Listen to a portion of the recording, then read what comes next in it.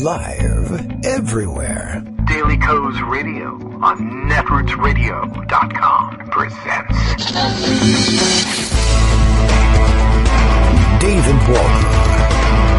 Kagro in the Morning Show.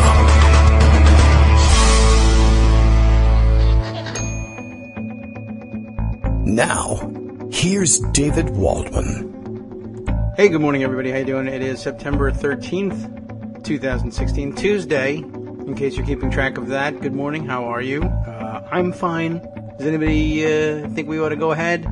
I guess so. We're scheduled to do a show, so we might as well do it. I mean, should take advantage of the opportunity we have here to broadcast from the world headquarters of Kagro in the Morning, the kitchen.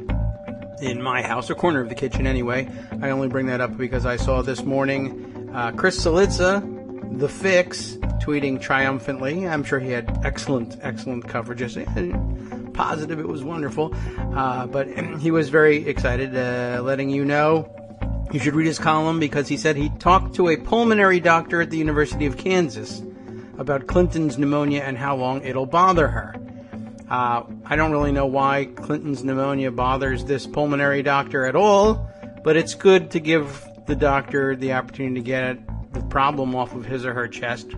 But pulmonary doctor. Anyway, of course, I just needed to remind him, don't get too excited about it. I also talked to a pulmonary doctor about Clinton's pneumonia and how long it'll bother her, and I podcast from the corner of my kitchen. So, I don't know, maybe you could do a little bit more with the resources that the Washington Post puts at your disposal, or maybe follow another story.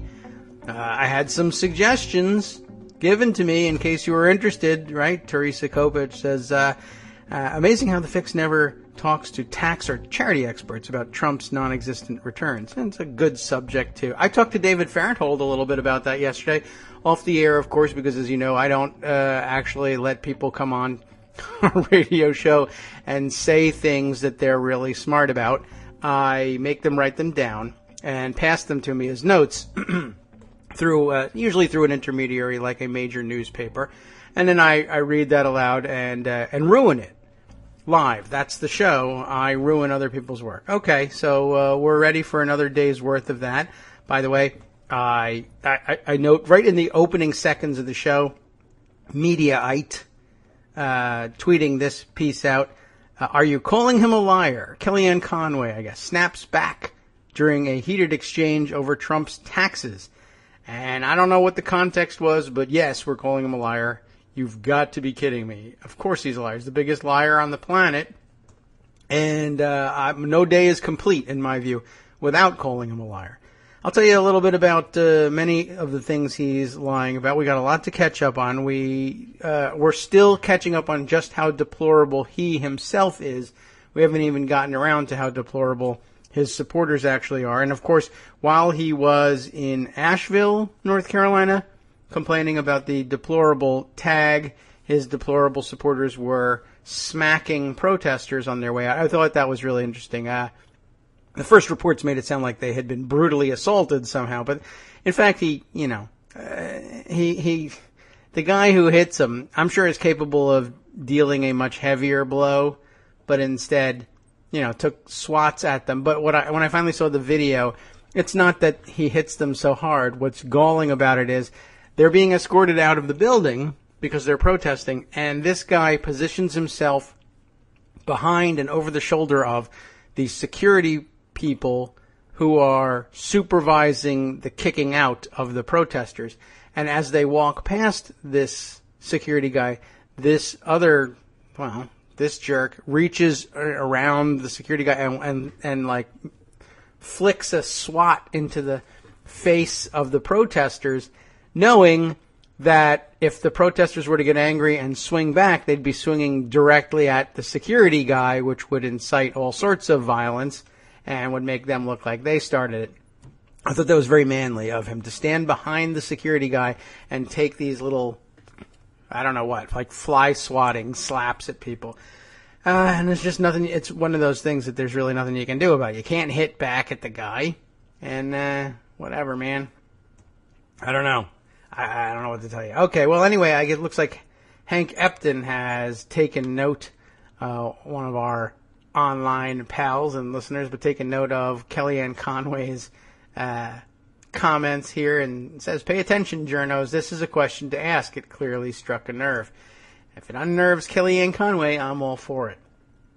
I don't know. Well, anyway, let's see. We'll catch up on a number of other issues. I'll check in. We'll check in, of course, on the polls and the latest headlines, and backtrack a little bit about what was deplorable that I haven't gotten to yet, and I'll fill you in on my exciting but brief exchange with David Farenthold of the Washington Post online. I don't think I uncovered anything major, but we may have a lead on where that 6-foot-tall portrait of Trump went to. I'm not certain, and it's a long shot, but I noticed in reporting yesterday reporting that I read yesterday from the Daily Beast, one of Trump's pals, he's got some real, questionable friends, definitely.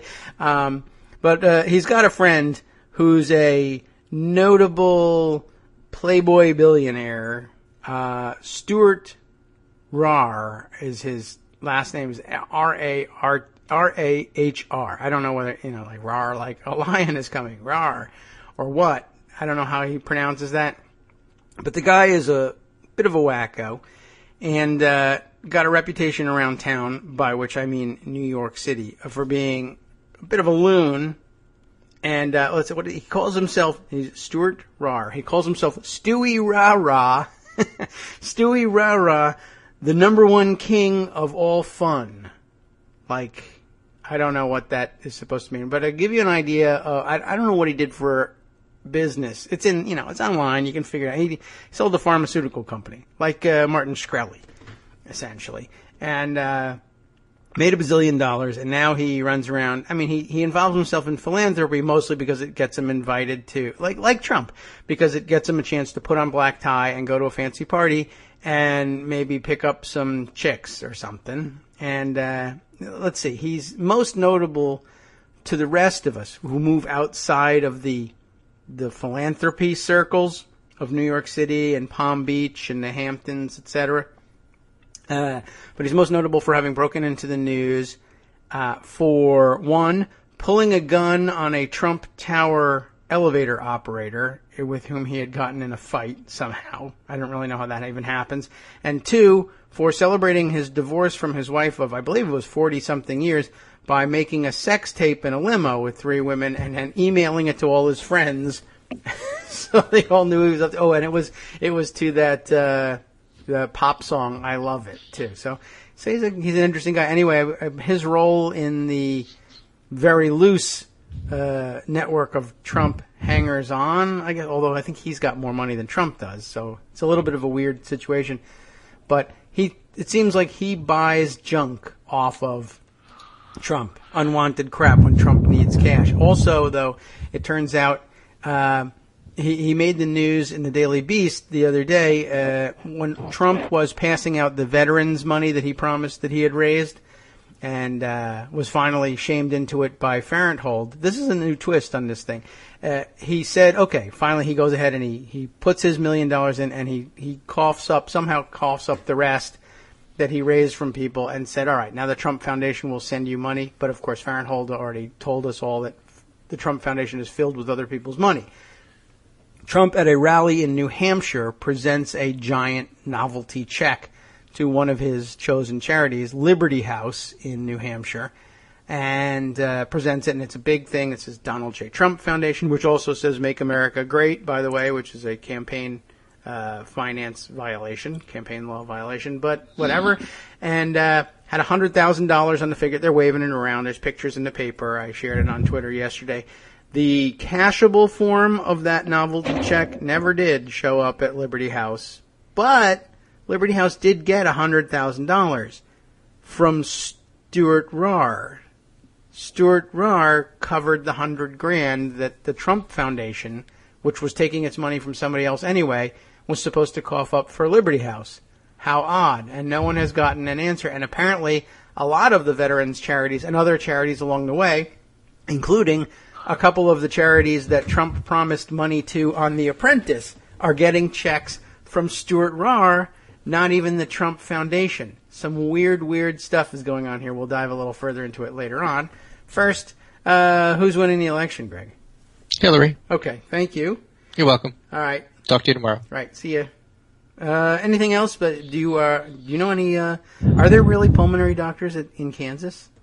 In Kansas? I missed so. your introduction. Okay. Why would you want to know about Kansas? I think they probably have doctors there, right? I'm told. Yeah, I mean, I've never been to a doctor there, but anyway, I bring it up because I saw Chris Solizzo was very excited. He was tweeting out that he did a lot of reporting yesterday. He talked to a pulmonary doctor at the University of Kansas about Hillary's pneumonia and how long it'll bother her. And I just noted that. He said up to 6 weeks, which is true depending upon severity, or it could be just a few days. Oh, I didn't see that part. Depending on severity. Well, he said the 6 weeks, but Okay. I'm saying that, it depends. Everybody's a little different. I'm wondering why that didn't come up. But okay, maybe it did. I didn't read his column, but I just thought it was interesting. Every doc who has a patient with pneumonia is going to tell him, rest up for a week, and the patient's going to say, I can't do that. I work. I have kids. I'm a single parent. What am I supposed to do? Tell my kids to just make their own dinner? They're 2 and 3. Yeah. And what am I supposed to do? So you do what you do. I mean, this is just true with everybody. Yeah. Well, okay. I figured as much. I just thought it was very, he was very excited. And I was like, I talked to a pulmonary doctor great. about it too. I'm going to advise the candidate in the middle of a heated election with debates coming up in 2 weeks to take 6 weeks off. You should do that. And cede the field to your opponent. Oh, absolutely. That's like a great idea, and I'm sure that they will do exactly what I tell them, Well, the because press patients has already always done follow doctor's advice. That's one of the big problems. Should prescribe or something, and then don't do it. But yeah, I also noticed sure she's that, taking her medicine, and she was told to rest a few days, and she didn't even do that. And it almost worked. Well, had she not been wearing a Kevlar vest, and had it not been so humid in New York on the 9/11 stuff, she may have taken that day off and rested. Dang. Well, she should have, but it's tough to do the taking 9/11 off when you're New York based. Yeah, and when you were a senator and you happened to be at the time fighting the EPA under Bush about air quality, and incredibly totally involved in that, which a lot of the New York Congress people reminded us the day after that. It was one of her Clinton senator things that actually was quite important to New Yorkers, and one of the reasons why she got elected and why she did okay in terms of running there. However, it also reminds us what a jerk Rudy Giuliani was. Oh, yeah. None of that is especially going to be covered. So a couple of things this morning. First of all, there were 2 issues over the weekend. One, of course, was her health in terms of how that works out, which I think is really going to be a non-issue going forward. But one of the interesting pieces about it is, what does it mean that Hillary had pneumonia and then tried to keep a full schedule, which would exhaust you or me if we actually did it and we were totally healthy? Matthew Dowd, of all people, tweeted last night, and again this morning, I guess he said it on Good Morning America. I didn't see it, but I know he tweeted last night that he's spoken to a number of independents and undecideds about this. One is a number. And he said that he inferred that it was many. And he said the reaction he's getting is quite a bit of sympathy. Yeah. Over this, and that actually, it's not going to wind up hurting her in the way that some of the first line commenters did. And in fact, that has to couple with the other thing, which was the basket of deplorables, the Pixar movie that she said the other day, which was immediately condemned by the centrist press as being obviously a gaffe. And then when people said, yeah, but here's the data, here are the polls, Dana Milbank wrote a column about it. We covered a little bit of this yesterday, I believe. Mm-hmm. And then when they're given the data to show, but there are Trump supporters who, in fact, think that Obama wasn't born in the United States, which is the very definition of racism. And Trump is chief Mr. Birther, as well as Islamophobic, as well as some of these other things. And they say, but that just makes it a Kinsley gaffe. meaning that she spoke the truth when she wasn't supposed to. First, it was a gaffe because she said it and it was wrong. Then when people point out it's correct, then they say, okay, it's a Kinsley gaffe. She said it and it was right, but she shouldn't have said it anyway because we decide these things. Is that should there be a different category if you say it and it's right, but you thought it might be wrong, but it turns out you were accidentally right? No. If it turns out you were right and you said it, then that's worse because it's a Kinsley gaffe and you're just not supposed to do that in Washington. And the arbiters of who is allowed to say these sort of stuff and who is not will just get on your case and they will tell you, you're really stupid. You're supposed to have a surrogate say this because that's how the rules are written. Yes. Well, where's the rule book? Page 7? Show me. No. You just don't understand. Says who? Yeah, the polls, all of them. So that's why it was just weird watching this. And then more feedback, yeah, but she was right. And then you have reporters of color saying, guys, what are you talking about? And then you have these terrific pieces by Jamel Bowie and actually appearing on CBS to say it live. And then you have Ta-Nehisi Coates writing in The Atlantic about this very thing. And it gives you pause a little bit. And now some interesting stuff coming back, not just from Matthew Dowd actually talking to people. Here's a really fascinating Byron York column. Remember, Byron is biased and is a partisan and looks at it from the conservative point of view. And he's got a column today in the Washington Examiner entitled The Brilliance of Hillary Clinton's Deplorables. Okay. And he says, could there be a clunkier phrase than basket of deplorables? Hillary Clinton's assertion that half or maybe something less than half of Donald Trump supporters are racist, sexist, homophobic, xenophobic, Islamophobic, you name it, struck a lot of observers as not just an odd term or phrase, but politically unwise. You attack your opponent, the idea was, but you don't attack the voters. But now, a few days later, the brilliance of Clinton's remark is becoming clearer. Yeah, she got a few liberal commenters to take her side and defend the substance, but the far bigger benefit is that in the wake of her comments, some media figures decided to devise a deplorables quiz for Trump supporters. Is person X deplorable? Yes. How about person Y? The effect was to pressure Trump supporters not only to agree with Clinton's larger point, but with a precise terminology. That's what Wolf Blitzer did with Trump running Mike Pence Monday. There are some supporters of Donald Trump and Mike Pence, you probably heard about this, who, David Duke, for example, some other white nationalists who would fit into the category of deplorables, right? Blitzer said. Well, as I told you last time I was on, I'm not really sure why the media keeps dropping David Duke's name, Pence said. Donald Trump has denounced David Duke repeatedly. We don't want his support, and we don't want the support of people who think like him. Well, but would you call him a deplorable, Blitzer said. You would call him that? No, I'm not in the name-calling business. So Pence said to Duke, we don't want to support, but that wasn't enough. Would he use Clinton's word? And when Pence didn't, well, look at the coverage that followed. And then he just reads a bunch of headlines. This is great. Pence declines to call Duke deplorable, Politico. Mike Pence refuses to call David Duke deplorable, USA Today. Mike Pence declines to say whether David Duke is deplorable because he's not in the name-calling business, Washington Post. Mike Pence refuses to call David Duke deplorable, Huffington Post. Mike Pence declines to call David Duke deplorable, disavows support, CNN. Mike Pence denounces David Duke but won't call him deplorable, ABC. Mike Pence refuses to describe former KKK leader David Duke as deplorable, I'm not in the name-calling business, New York Daily News. There's more. There's like more. Mike Pence won't call David Duke deplorable. Daily Beast. Mike Pence just refused to call David Duke deplorable. Esquire. Mike Pence says he wouldn't call David Duke deplorable. Slate. Mike Pence is too nice to call an avowed racist deplorable. GQ. So he says the headlines are multiplied through Twitter. When Rebecca Cinderbrand, Washington Post political editor, tweeted, Blitzer, would you call David Duke deplorable? Pence, I'm not in the name-calling business. She received 1,800 tweets. When a short time later she said Pence noted he and Trump reject Duke, she received 36 tweets. And so on. Could Clinton have hoped for a better response? Donald Trump and his supporters could protest all they want. Pence could make what in any other context would be accepted as a definitive statement by Republicans, I would add. We don't want Duke's support unless Pence adopted Clinton's exact word and Clinton chose one that sticks in the brain and invites the question. Pence risked being aligned with Duke and others of his ilk. If you have to write a newspaper column and have to include others of his ilk, you've lost on this topic. And that is the brilliance of the clunky phase basket of deplorables, he says. So that was pretty decent. And then I have some Rebecca Cinderbrand pieces.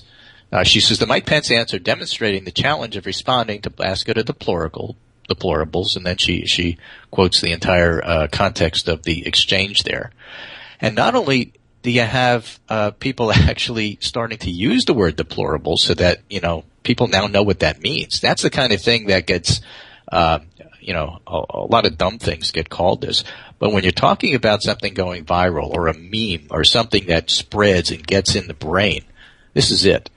Because now when you use deplorable, if not today, then certainly within a week or so of more of what we're seeing here, everybody's going to know exactly what you're talking about. That's and that true. is not going to help Trump. And they're helping us too. I know that, and I applaud their gumption, I guess. But yeah, Trump supporters are now showing up at rallies with T-shirts that say, deplorable. Yeah, they made a newspaper ad out of it. Yeah. Terrific. Please keep playing it. Right. Well, I hope that they do. It certainly brings the word deplorable back, which I always applaud. Which is easily perverted into deplorable, which is also appropriate for things that are going on today. So then there's round two. So you now have all of that over the exact word, and you have Trump supporters being asked which basket you belong in. Okay, but then you have other people seeing this. Here's an amazing piece by Henry Gomez, who is a reporter at Cleveland.com. And he writes, Donald Trump fans have been sending me racist, hateful messages for months. Here's a sampling. And there's so many examples of this. I mean, I could give that from my own line, my own Twitter feed, where I have the Pepe the Frog devotees, show up some days. And, it would be just as compelling. But these are from fairly established media figures with perhaps funny last names like Gomez. And they just list some of the things here. And he says, maybe you don't believe Donald Trump is a bigot or a racist or a xenophobe, but the Republican nominee for president certainly has won the support of people who are. I've heard their voicemails and read their emails, smirked at their keyboard courage in the comments section, told myself not to take the Twitter mentions too personally, call it bigotry, call it racism, call it xenophobia. As a writer, especially one who covers national politics, you chalk it up as coming with the territory, as hurtful and as menacing as it can be. This year, though, it's coming far more frequently, and there's no mystery why. And so he's one guy, but this is being passed around by other media people, and then everybody's going to have their own story. Goodness, if you happen to be a Jewish woman who's writing about this stuff, forget it. You could write, 10 times this amount. So it's playing out at several different levels, and I'm telling you, the rush to judgment by media that this was a gaffe is going to look pretty stupid in retrospect, I think. I would think so. And, one by one, it's very interesting watching one by one media figures get included into it by saying something that gets picked up by the alt-right circles and then receiving that kind of abuse and then saying, I had no idea, even though pretty major outlets have been putting that story out for some time, but people are busy. It takes a while to get around to. Well, it's more than that. So the second piece here of my critique of this rush to judgment on deplorables has to do with how the media itself handles things. This is from Brian Boyle, a fascinating piece today in the New Republic. Why the media is botching the election. Why? The false balance coverage of Hillary Clinton and Donald Trump is all about the press's self-interest. And it's a really good read and documented well. He talks about Liz Spade, who's the new Sully View public editor at the New York Times, far more defensive and not doing nearly as good a job. She had a piece called The Truth of False Balance and talked about the fact that, media's job is to ask tough questions, and if you try to play the refs, we're not going to pay attention to you, yada, yada, yada, and incredibly defensive about all of this. And he points out Spade echoed the defensiveness of her colleagues, attributing the liberal backlash to partisanship, where she wrote, I can't help wondering about the ideological motives of those crying false balance, given they're using the argument mostly in support of liberal causes and candidates. CNN's Brian Stelter focused his show Reliable Sources on the subject last week. He asked the guest, Jacob Weisberg of Slate magazine, to frame the idea of false balance. Weisberg used an analogy saying journalists are accustomed to covering candidates who may be apples and oranges, but at least they're both still fruits. In Trump, we have not just fruit, but rancid meat. That sounds like a partisan's explanation passed off as factual judgment. Actually, that's a factual judgment which you're blowing off as partisanship. But that's what Boyle gets at. It's natural for people in Spade's position to be somewhat skeptical of referee working by people who have ideologic interests in the outcome of the election. But why are the high-minded concerns of liberal intellectuals given the shortest shrift? It could be, and this will echo things that Jay Rosen has said over the years, it could be that reporters are disciples of religion of false balance, or that news organizations are filled with intellectually myopic people. It could be that Trump is such an underdog, reporters feel obligated honorably to scrutinize Clinton more aggressively. That's one of my points. I think a lot of that is true. If you think Clinton's going to win and she's going to be the next president, you look at her harder. Or that Clinton disclosures have tended to dribble out slowly and strategically over the time, meaning it's Oppo research that they use when given to them because it's easy. Whereas Trump disclosures have leaked like water from a stone because he refuses to release any information about himself. Now, I have a dry mouth. I'm going to go on mute while I sip a little coffee. I'm not dying. Full disclosure. I'm fine. Water. You want to hydrate. You don't want to start water. If somebody had a picture of that, it'd be all over the internet. Yeah, that's the water truthers are right? out. Or it could be a mix of these factors, none of which is mutually exclusive. All of them likely contribute to the phenomenon. But I think there's a more economical way to explain why the press has conducted itself in ways that are troubling to liberal intellectuals, and it has less to do with partisan liberal bias or the media's powers of judgment, which I think both can be criticized, by the way. But he says, than with basic anthropological facts about the press itself. The press is not a pro-democracy trade. It is a pro-media trade. By and large, it doesn't act as a guardian of civic norms and liberal institutions, except when press freedoms in excess itself are at stake. The arguments he's going to make is that the press gets its backup if it's an access and the transparency issue. They really don't care about anything else. Right? I mean, okay. Let's just give you an extreme example. Clinton could have dropped dead on the spot, and their bigger story would be, why didn't you tell us she was sick? Yes, right. Much like an advocacy group or lobbying firm will reserve value judgments for issues that directly touch upon the things they're staked in, reporters and media organizations are far more concerned with things like transparency, the treatment of reporters, and first-in-line access to information of public interest than they are with other forms of democratic accountability. That's not a value set that's well calibrated to gauging Trump's unmatched on-the-directional assault on civil life. Trump can do and say outrageous things all the time, and these things get covered in the familiar "did he really say that?" But his individual controversies don't get sustained negative coverage unless he's specifically undermining press freedom in some clear and simple way. Even then, the press has no language for explicating which affronts to press freedom are more pressing and dangerous than others. All such affronts are generally lumped together in a way that makes it unclear whether the media thinks it's worse that Trump's blacklists outlets and wants to sue journalists, or that Clinton doesn't like holding press conferences. Yes, true. The result is the evident skewing of editorial judgment we see in favor of stories where media interests are most at stake. Clinton gets ceaseless scrutiny for conducting public business on a private server. Trump gets sustained negative coverage for several weeks when his campaign manager allegedly batters a reporter. If Clinton appears to faint, but the story becomes about when it was appropriate for her to disclose her pneumonia diagnosis, because of her illness, she and Trump will both be hounded about their medical records, and Trump will further be hounded for his tax returns. But bombshell stories about the ways Trumps use other people's charity dollars for personal enrichment have a hard time breaking through. News outlets are less alarmed by the idea that Trump might run the government to boost his company's bottom line, or that he might shred other constitutional rights, because those don't place press freedom squarely in crosshairs.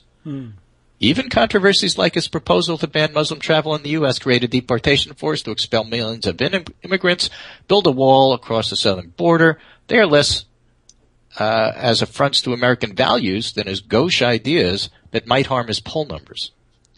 Trump's most damaging scandal may have been his 2-week political fight with the Khan family, but even there, the fact that Trump attacked the Khan's religious faith was of secondary interest to questions like whether attacking them would offend veterans and non-whites who might otherwise have voted for him. Against that backdrop, it's no surprise when liberal intellectuals argue the press's coverage of Trump and Clinton is out of whack in ways that imperil the democracy itself, and members of the media don't see a world historical blind spot that must be urgently corrected. They see an attack on the trade and rush to protect it. I thought it was pretty good. Yes. Well worth considering, as always, really, from Brian. Jonathan Chait also has a piece about Liz Spade and how it's a disastrous defense of this false balance stuff, which I think is also worth reading. But let's get back to the election itself. Where are we at? This is Stu Rothenberg writing this morning in Washington Post. Why Clinton's narrow lead is bigger than it looks. And to mention the poll, Survey Monkey today has a 4-point lead down 2. It will tighten. We know it's going to tighten. But he writes, oddly, some journalists and Democrats seem confused about why the presidential race is so competitive at this point, given Donald Trump's liabilities as a nominee. Partly it's voters' antipathy to Hillary Clinton, which is a good part of that, but just as important is the paucity of true swing voters, and I'll get to that in a minute. Big swings in polls get the big headlines because they imply big changes in a race, but over the past 3.5 decades, I've grown skeptical of big swings in polls at this late date, and I've seen only modest changes in voting behavior in presidential election. It's not that it can't happen, it's that they're rare because there's so few swing voters, and all swing voters rarely move in the same direction. A little more than a month ago, Gallup found 38% of respondents saying they were political independents, 31% said they were Democrats, 27% said they were Republicans. But once respondents who leaned one party or another are allocated, only 11% of Americans call themselves true independents. And some of them probably are closet partisans, which is a nice way of saying they're lying. The same distribution has been found by Pew, et cetera, and he gives all those examples. And if you look at actual presidential election results, you may be surprised to see how little swing there is when all the votes are counted. And then he goes through some numbers and says in the end, the next time you see media reports of Florida or Ohio is close or Pennsylvania is tightening, don't be surprised. These are narrowly divided states where it's difficult for one party to blow out the other in a competitive federal election. But being close isn't the same thing as saying a state's a toss-up, or both candidates have the same chance of winning it. And because of that, the Clinton-Trump race can be competitive and even close in a state, but at the same, or nationally, but at the same time clearly favors one nominee, and that's Clinton. So let me give you an example of that, because we do have examples.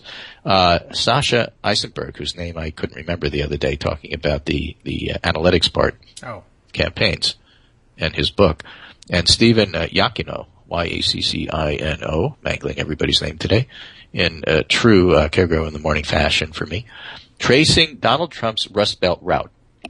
Trump's best shot at the Oval Office is to convert white working-class Democratic men in places like Pennsylvania, Ohio, and Michigan. But the arithmetic works better in some states than others. So I want to particularly direct you to this piece. I think I gave it to you on the list, but I'm putting it at the bottom so you can find it easy. There it is, from Bloomberg, tracing Donald Trump's Rust Belt route. And when you look and scroll down, look at the arithmetic in Pennsylvania. Okay, let's see. I got to get there. Scroll down. It's opening slowly, but okay. Pennsylvania. I'm looking for Pennsylvania. It's the second graphic. Okay. The arithmetic, Pennsylvania. All right. Anxiety. All right. Yeah, here we go. Here we go. The arithmetic. Oh. The arithmetic. The math was. This is the long version. Okay. For Clinton, keeping Democrats in line and hitting their get-out-the-vote targets, especially Philadelphia African Americans, who will put her over the line. How do they figure it? The base, estimated number of voters, the base voters there who are going to vote anyway, 1,685,480. Okay. Get out the vote targets. If they get out the vote in their way and hit their targets, then they will be way over the number that they need for their projected win. Way over. If Trump's base plus Trump's get out the vote targets all hit, they'll be well short. They'll be 200,000 votes short of what you need to win. And that leaves a very small number, in this case 187,328 persuadable targets. If you add them to the Trump base and the Trump get out the vote targets, you tie. Oh. If you add those persuadables to Clinton's numbers, she gets a huge win and a blowout. If they split, she gets a pretty big win, but not a blowout. That's how the math works in Pennsylvania. She's not losing Pennsylvania. It's not going to happen. Trump would have to get every single persuadable voter, every single one of them, to vote for him just to tie. That's the point. I see. Not going to happen. It's not that true in other places. Ohio, for example, if you scroll down just a little bit and look at the arithmetic in Ohio, the same kind of calculation says that Trump and Clinton both have enough to get close to winning in just about equal amounts. Trump's base is bigger in Ohio. than Clinton's. Clinton's get out the vote targets are bigger in Ohio than Trump's, and she's got a much better ground game. But that leaves them equal. And then there's a fairly large chunk of persuadables, nearly 500,000, which would easily, if they go for one candidate over the other, put them over the top. So Ohio is competitive in a way that Pennsylvania is not. And we see that in the polls. Despite a YouGov CBS poll that came out yesterday showing that Ohio is +7 Clinton, that's probably not true. Ah. It's probably closer than that. And she may wind up winning Ohio, but it's a very competitive race. And then finally, Michigan, same idea with Michigan. It's the same as Pennsylvania, even worse for Trump. Trump's base plus his get-out-the-vote targets, those are the soft ones where a good get-out-the-vote campaign could get you stuff. Yeah. Is only slightly bigger than Clinton's base. When you add the get-out-the-vote targets to Clinton, she's already won. And then you have 750,000 of persuadables in Michigan. And even if Trump got each and every one of them, he'd still lose. That sounds good. Yeah, it does. And he's not going to get each and every one of them. Again, Michigan, so this is the difference between Michigan being a 5-point race and a 15-point race, in other words. If Clinton gets all the persuadables or gets most of the persuadables or persuades the persuadables, she wins big. Otherwise, she just wins. And when you're talking about the Electoral College here, a 5-point Michigan win and a 15-point Michigan win, it's not the primaries with proportional, allocation of delegates. You get all the electoral votes. Right. Well, that is a proportion. Either way. So that's why you could say the race is tightening, but Clinton still has an EV blowout. Yeah. Well, I wouldn't mind that at all. No, it could happen. It would be very good if it did. But that's just to illustrate the point that Stu Rothenberg was making. It looks tighter than it actually is. Unless things change. Here's another example. This is the Milwaukee. Remember, we talked about Michigan. Milwaukee wasn't in that list. This is from the Milwaukee, Wisconsin Journal-Sentinel. And you can read along with this, but you might have to take a short quiz in order to get there. Oh. All right. Well, let me see.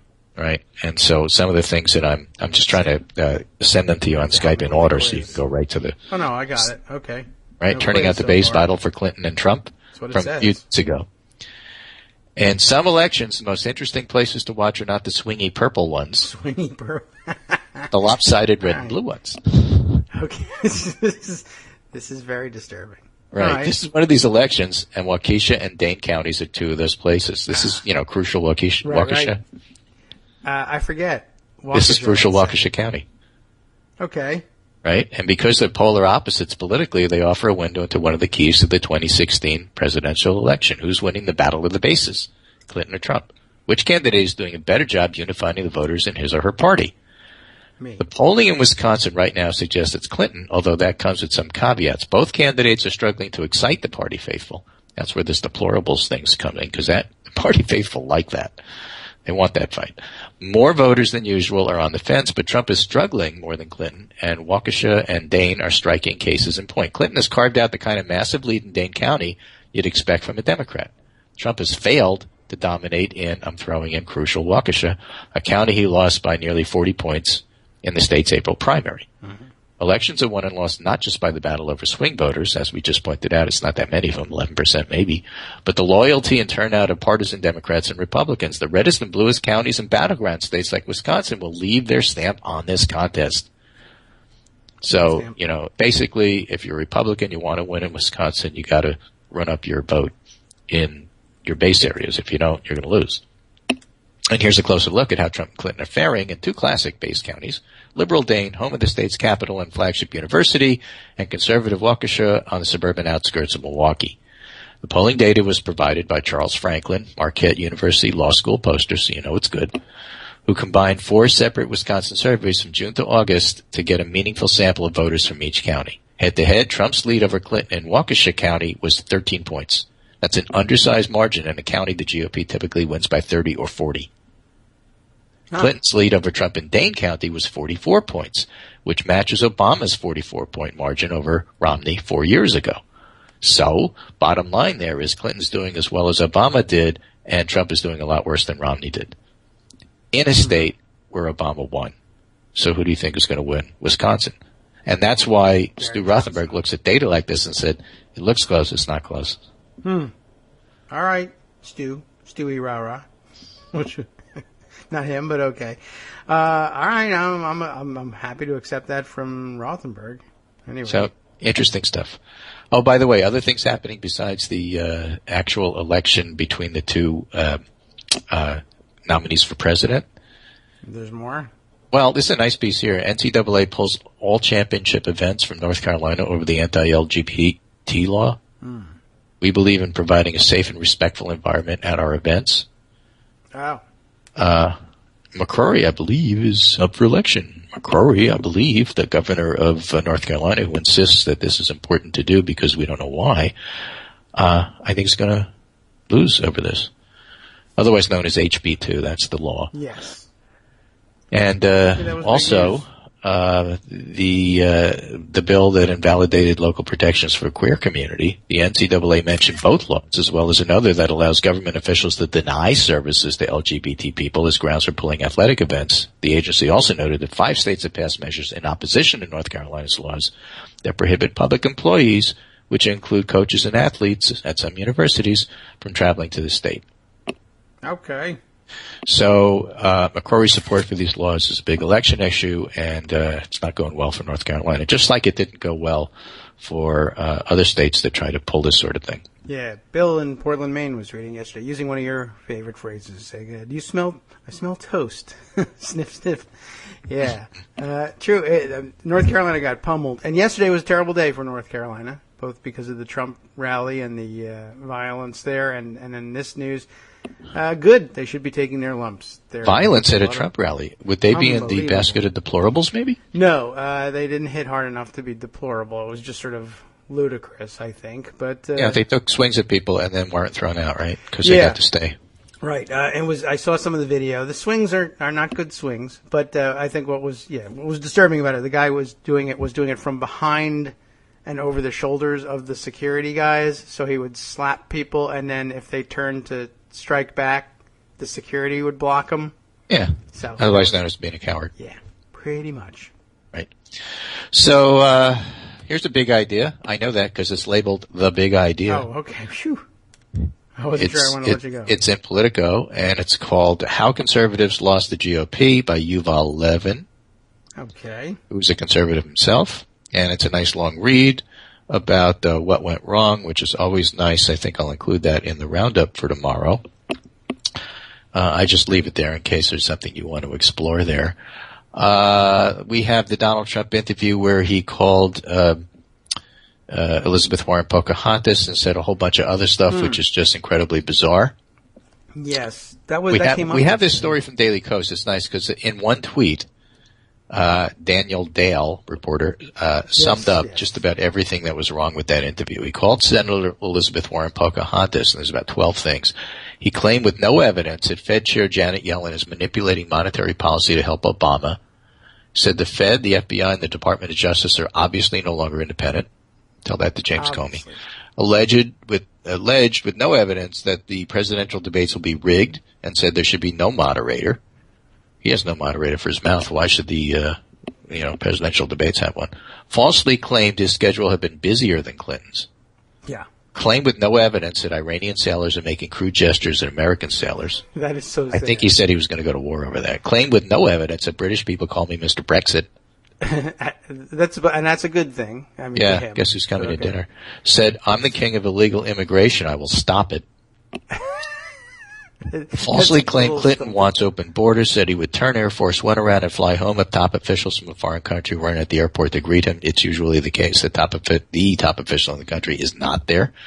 Said of North Korea, we should let China fix the problem. Falsely claimed he's leading in the polls, and falsely claimed he's visited numerous black communities other than Philadelphia and Detroit. And that's just a list of things he said in a single interview.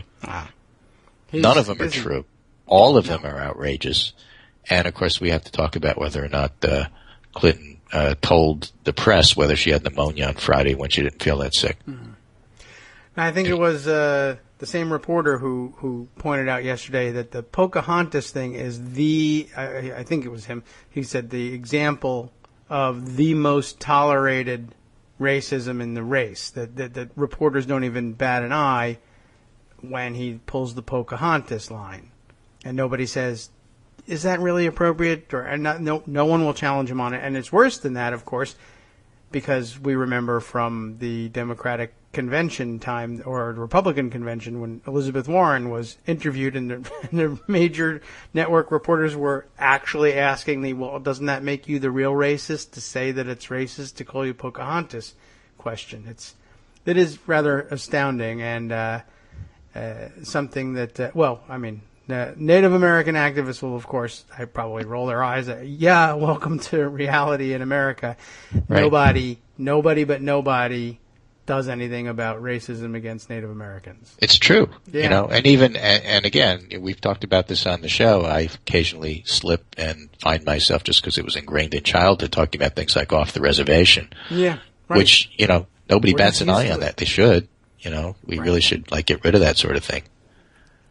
Yeah, but there's a lot of language that just sort of gets thrown out there that nobody thinks about. True, and getting gypped, for example. Right, and we begin to learn about those things, and then the conservatives, like the Trump people, roll their eyes at, they're going to take away all my language. It's all PC. Yeah, well, you guys are a bunch of racists. You can't say that. You've hurt my feelings. Right. Save space is time for these guys. Yeah. Anyway, so there's all of that. Good point. There's the new Trump plan for guaranteed paid maternity leave, which will be paid for by eliminating fraud in unemployment insurance. Damn. When are they going to eliminate the fraud? I got to get my fraud in. That same reporter, Daniel Dell, says Trump is planning to pay for his new child care plan with fairy dust. Yeah. Where's he getting all this dust? And why he's a Washington correspondent for the Toronto Star, by the way. Oh. That's where he's at. Toronto. Well, that explains it. Right. He points out, for example, in a tweet that when Clinton called in to talk to Anderson Cooper last night, she sounds pretty normal and not dying. Huh. And she also said she's going to be out in the trail in a couple of days. I heard part of that interview. Basically, she's going to take until Wednesday, see how she feels, and goes from there. They're not concerned about being distracted by all this news and truth? No. I think she wants to be out there talking about deplorables. All right. Well, she's welcome to. She just has to drink water, which, as it turns out, Politico has proven she does. So that whole episode is over. Right. There's a nice piece in Newsweek dated September 12th, so it's relatively recent. The George W. Bush White House lost 22 million emails and used a server that was run by the RNC. Just as a reminder that, sometimes the media kind of overplays things because the media overplays things, going back to that Brian Beutler piece. Yeah. They never did. I don't know what to make of that. Just throwing it out there in terms of fair and balance. Yeah, but old news, and of course news is new, so it's not even news. It's not even old. There's no such thing as old news. It's just olds. It's old history. I want new history. Pretty much. Right, we need historians to come in and give a perspective on that. Okay. Right. Isaac Bailey, who's one of my favorite reporters, happens to be of color. Clinton was right. Trump has lifted up the deplorable. And this is just an example, and this is CNN, of how this thing truly is making itself into the conversation, whether Trump intended it or not. And with that, I think I'll wrap up. I think that's enough out of me today. Oh, well, I don't know. Okay, if you insist. You've got an hour and 10 minutes to undo everything I've done. Pronounce everybody's names properly, redo it. Armando could even call in and tell us I'm wrong. We'll see. I don't know. Yeah, I think he's on your side today. That's today. What about I was thinking the headlines, the rather really impressive list of almost identical headlines about Pence. Yeah, that was from Byron York's Washington Examiner piece. Did he have all of those? Yeah. Listed? We ought to make one of those graphics like Georgia sometimes makes with the headline. Do you make those as well sometimes? Yeah, I do. Yeah. In fact, I started the process. But that will take you all day. Do it. Yeah. So I could do that for tomorrow. That could be my graphic. I would love to see a graphic like that, although, you have to crowdsource the work on it. I mean, I guess you just... It's all here. Well, yeah, I guess so. That one article. It's all done. Are they all linked? Yeah. Yeah, really? All right, Byron. Good work. I guess that took all day for him. Yeah. Well, All right. Well, cool. Then I think that would be very impactful. It's a good idea. I could do that, and I think that would be a wonderful thing. Me too. All right. So let's take the rest of the day off. Well, thanks so much. I'll talk to you tomorrow Wednesday. Yes. And for all of you listening, thank you so much for tolerating me and listening to David. This is Greg Dworkin speaking with my friend David Walden, Kagro in the morning. Yes, if you're listening by download podcast, live in the We Act Radio area in Washington, if in fact we're still in the air there, because who knows what our listening. We're big on meeting and updating one another all the time. Yeah, exactly. In any case, we'll be back tomorrow. We'll do it again. Tomorrow's Wednesday. Maybe Joan will join him later. And even if not, there's always something new and interesting on the Kagro in the Morning show. The fun part is we never know what it's going to be till it's over. Right. And sometimes after it's over, I don't know what it is, and I have to ask Scott what happened. Yeah, exactly right. Take care, and talk to you tomorrow. Okay. Thanks very much.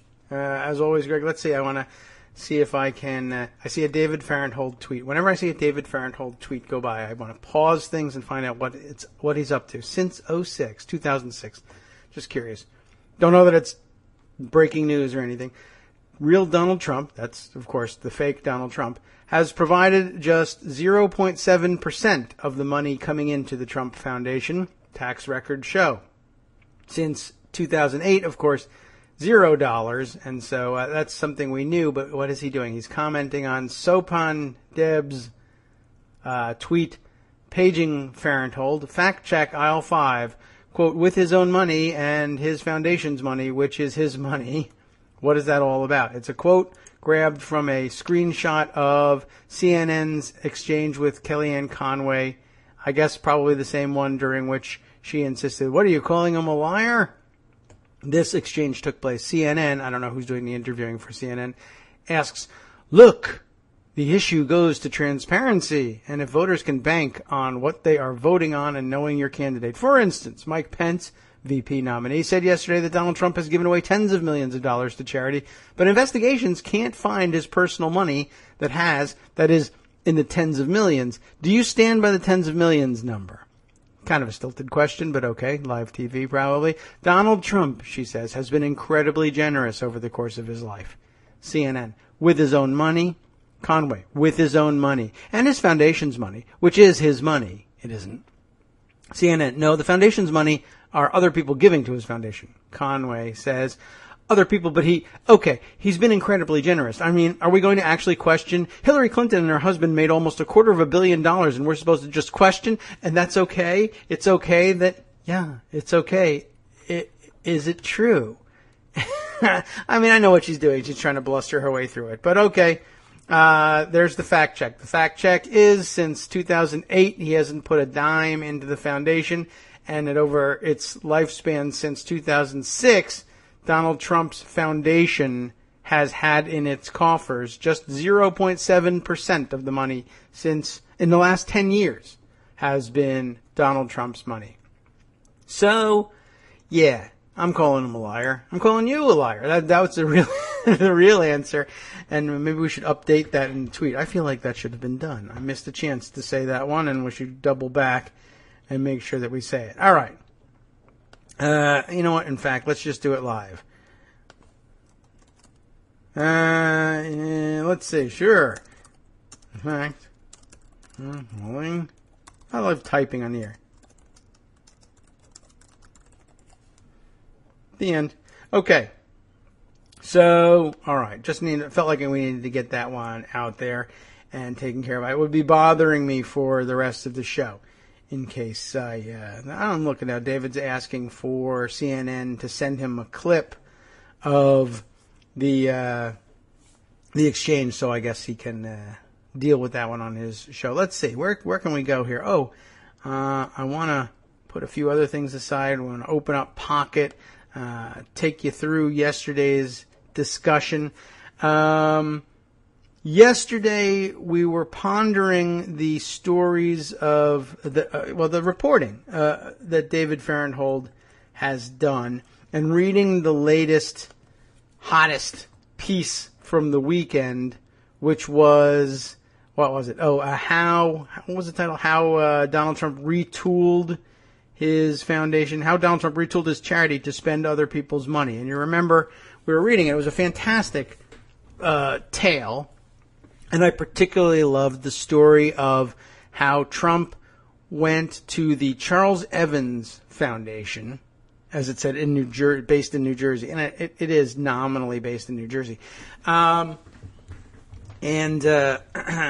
got it said he was raising money for the Palm Beach Police Foundation, and would they give some money? And they said sure. And over the course of 2 years, they gave $150,000. After which Donald Trump gave $150,000 to the Palm Beach Police Foundation, not in addition to the, and I say it wrong, I mean, it's not that Donald Trump gave money to the foundation, but that the Donald Trump Foundation gave money to the Palm Beach Police Foundation, and basically that it was the Charles Evans Foundation's money. He didn't raise anything additional, he didn't ask anybody else for money, he didn't add any money of his own, all of which by itself is very strange and highly questionable. But to make it so direct like that, to not even add anybody else's money to the money he collected from the Charles Evans Foundation, was by itself highly questionable. And so I began to question, well, how did this work? It's money for the Palm Beach, Florida Police Foundation. Why does he go to the Charles Evans, some obscure, generally speaking, as major charities go, some obscure charity based in New Jersey, and say, I need from you $150,000 to give to the Palm Beach, Florida Police Foundation? So the questions in my mind were, how does he choose the Charles Evans Foundation? When does he go? So it's based in New Jersey. So I first began with the assumption that, he went. It says he went to the Charles Evans Foundation based in New Jersey. What is it? How he puts it is, Trump had earlier gone to a charity in New Jersey, the Charles Evans Foundation, named for a deceased businessman, to ask for a donation. So my first assumption is, you mean he went to New Jersey? He doesn't go to New Jersey all that often, maybe, but he does because he's got a golf property in Bedminster. Remember, I've discovered that finally, and it's been his for quite a long time, but somehow I missed it. Anyway, so you know how he travels when he does his rallies and stuff. He tends to go and look in on his properties, which I think I shared with you an article. I know I put it aside, but if I never did, I think Mark Sumner wrote an article for the front page at Daily Kos explaining why it is that Donald Trump keeps stopping in to his golf properties and other buildings whenever he's doing political swings. And long story short on that one was, in order to be able to claim that he is, for tax purposes, a real estate professional and claim deductions of all sorts to which he would not otherwise be entitled because it would simply be passive income otherwise, he needs to spend a certain amount of his calendar time attending to the business of being a real estate professional, which is why he stops in at all these places every time he does this.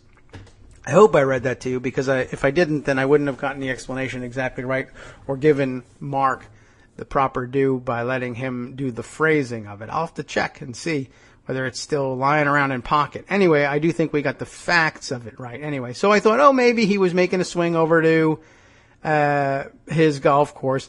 Where in New Jersey is the Charles Evans Foundation based? And some question. The president, or the chairperson, I guess, of the board of, and it may be that she's styled as president as well, of the foundation, lists an address in Plainsboro, New Jersey, but then the charity is also variously listed as being headquartered in Princeton, New Jersey.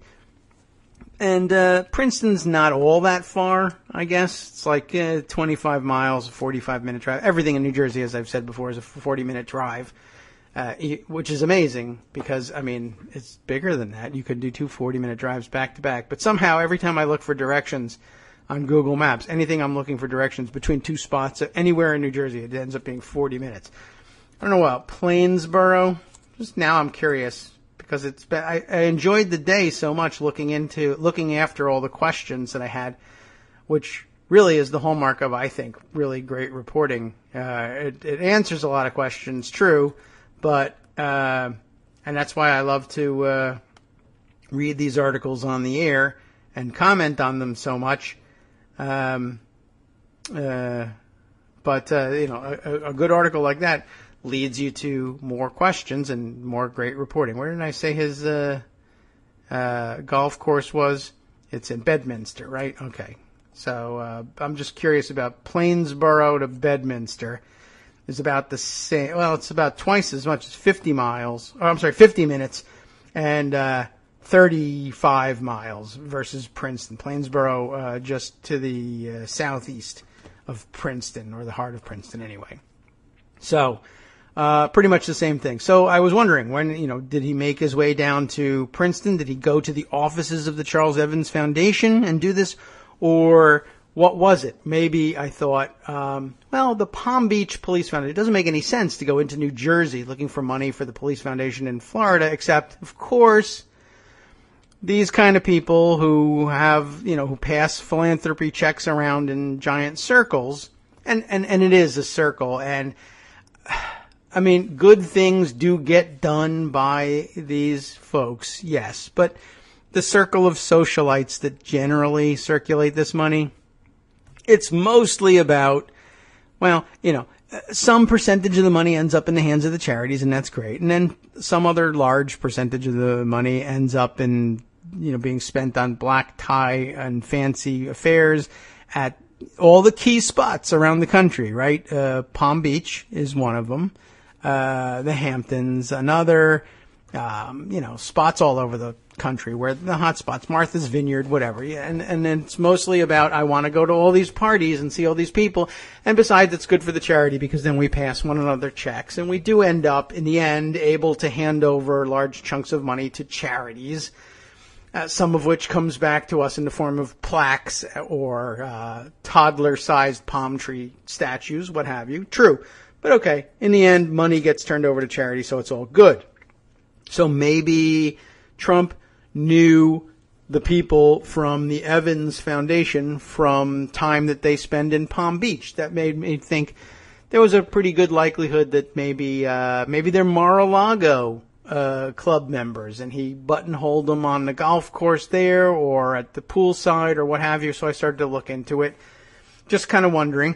And I learned about, who runs the Charles Evans Foundation? Charles Evans Foundation is now defunct, of course. I believe we noted that on the air yesterday. And we also noted that, what's her name? Bonnie Pfeiffer Evans, the widow of Charles Evans, is one of the board members and was the name that was most often associated with the Charles Evans Foundation. And I learned she was a former model in New York. I wondered, a former blonde model in New York. Maybe she knows Donald from back in the day, and that's how they got together in terms of deciding to send money. Now David Fahrenthold's reporting also was pretty clear about, it took about 2-3 years, but then eventually the Charles Evans Foundation found out what Trump was doing, that he was just passing their money on and taking credit for it, and I don't think that they liked that very much. They certainly didn't need that to happen. They could, if they wanted to, give money directly to the Palm Beach Police Foundation themselves and have Charles Evans of the Charles Evans Foundation claim the credit for it. Why should the credit go to Donald Trump? And so they stopped giving money.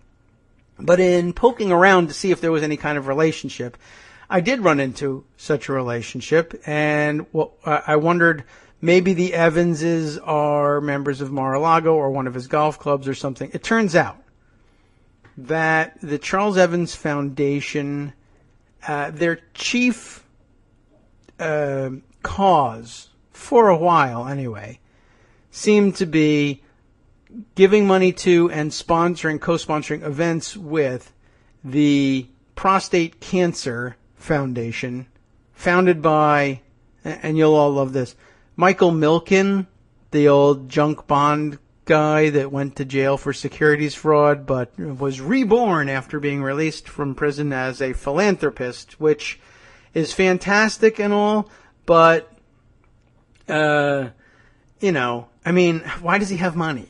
I guess is the question. I mean, it was all pretty much I guess the legal answer is not all of it was stolen, and some of it was tucked away in the names of other relatives just fine, so that you could. I mean, I think if you're caught making your millions through securities fraud, and then they catch you and they send you to prison, it's like all that money should be gone. You shouldn't have billions of dollars to give away as a philanthropist. But whatever. Anyway, he does through whatever mechanism.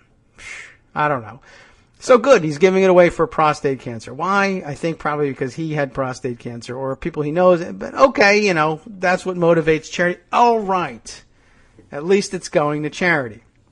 So what's their big charity? Well, the big thing that the Prostate Cancer Foundation put together, and again, this is just illustrative of the lifestyle stuff that people like this really do with it. They feel like it's okay because money is going to charity, but why shouldn't we get something out of it too? And why not? After all, you and I get tote bags all the time, right? Well, why should you get that tote bag? Shouldn't that money be going into programming at PBS? Well, some of it did. Some of it went to, we have a way of saying thank you for tote bags. What's wrong with that? I don't know. Nothing. Right? So anyway, the big thing that they put on is they do where is this thing? I'll look it up and I'll tell you. They do a tennis tournament, a pro-am tennis tournament for charity. Okay? I sound like Donald Trump now. Okay? That's his thing. So, what is it? Let's see. I gotta look this up. Prostate Cancer Foundation tennis tournament. It's and here's the deal. It's a 4-city tour, as they call it. It's a pro-am, so professional/amateur tennis. They have a tournament, and it's a tour because they do it in 4 different cities around the country. And tennis, so why not call it a tour? And what are the 4 cities around the country? It's like, oh well, we do one. We're bringing pro-am tennis to the people, right? We bring it to where they are. Well, sort of. I mean, the events in 2015, the year for last completed, it's pretty much been the same for the last couple years. So where are the events? There is the 2015 BNP Paribas Open. Where is that held? That is held in Indian Wells, California, at the Indian Wells Tennis Garden. Very prestigious tennis venue. But, when you're talking about tennis venues, it's not, they didn't do it in Detroit and Gary, Indiana, or, and Camden, New Jersey. You know what they're doing, right? Okay, so Indian Wells is one of the spots. Let's see. Just sort of going over this. Oh, rats, I hit the wrong tab here. Let's go backwards and see the other 2015 events. There's the Westchester Country Club event. Guess who gets to go to Westchester Country Club? And, of course, that I'm guessing we're talking about Westchester, New York, right? Yes. Accommodations generously provided by complimentary to participants at the Homestead Inn in Greenwich, Connecticut. You're getting the idea. The site of the tournament is the Westchester Country Club, Rye, New York. Not the kind of place that you can ordinarily walk into. But, if you're there for charity, you can buy the expensive ticket and watch people play. Where else do they play? You get the idea. The Hamptons is the site of the other one. So getting both ends of New York. Or of the Long Island going crowd, I guess. So the Hamptons, and we're talking about Southampton, of course, because please, East Hampton, give me a break. Anyway, that one at let's see, at Shinnecock Tennis Club, I guess attached to the exclusive and very nice Shinnecock Golf Club, occasional host of the U.S. Open, but also some of the tennis was played at 8 different private estates in the area. You get the idea of what's going on here. There's Indian Wells, the big tennis venue. Then there's a country club, but then there's also private estates around Southampton. And what else? One last event that I haven't told you about yet, but I think you know where it's going. Well, it's in Palm Beach, Florida. So now things are beginning to make sense, right? Palm Beach. Where in Palm Beach? Well, there are some great places in Palm Beach. Currently, the tournament is played at the Breakers, which is a fabulous resort. And they have the tennis facilities right there and complimentary lodging for all the people, et cetera, et cetera. So what are they doing here? It's like I said, it's a pro-am thing. So yes, charity, but yes, lifestyle. What you do is you get all the most famous tennis players you can get to come to the thing. And then rich people, essentially, who maybe love tennis and maybe are actually good at tennis, pay the entry fee and you compete, and there's prize money and it's fantastic and all that. And the celebrity tennis pros don't take the money because it's all for charity. But the amateurs, I guess, can win the money, which is interesting because then doesn't that mean they're not amateurs anymore? Anyway, the point is, yes, you raise money for charity, but also if you're very rich and like tennis, wouldn't it be great if you could play a tennis tournament and your doubles partner is Jimmy Connors? Fantasy camp, right? So that's really, what it is. I love tennis. I love famous tennis players. I love being rich so that I can get near famous tennis players in a famous tennis kind of setting, or at least someplace really nice. And if I feel bad about the idea of, well, I'm a rich guy and I'm hanging out with famous tennis players and they don't really care to play tennis with me and I kind of suck at tennis after all, but this is a fantasy of mine I want to indulge, because who doesn't? Well, at the end, prostate cancer is going to get a bunch of money, so how bad am I really? Not bad. On a net, it's a good thing. So go for it. You do it, right? So that's the Charles Evans Prostate Cancer Foundation Pro-Am Tour for you. Southampton, Westchester, Indian Wells, Palm Beach. It's a wide and varied bunch of venues, and they're talking to all kinds of people all around the country. Not really, but okay, right? So that's it, the Charles Evans PCF, Prostate Cancer Foundation Pro-Am Tour. Well, if you take a look at the history, by the way, of the tour, it's been going on for quite some time. They've been raising money for a long time. The events are listed back to 2009, but in the photos section, you'll find that there are photos going further back than 2009. And who cares, right? Except for the fact that it gives you the flavor of what does it look like when rich people who are meh at tennis but love tennis. And after all, I mean, like, I'm meh at golf, but I love sometimes watching golf on TV, let's say, right? And what do famous or rich, wealthy people love better than to have their pictures taken with other famous or rich people, whether they're playing tennis with them or having a party after playing tennis? Because no, you can't just play tennis for enjoyment. There has to be a party afterwards to make your day complete. Otherwise, you haven't done a rich person thing. That's how you know. There's a difference between you playing tennis, where you get sweaty and then you take a shower and then you go about your day, and them playing tennis, which is I sweat a little bit and then I get showered and then I put on fancy clothes and I stand with surgically enhanced people and have my picture taken. That's what we do.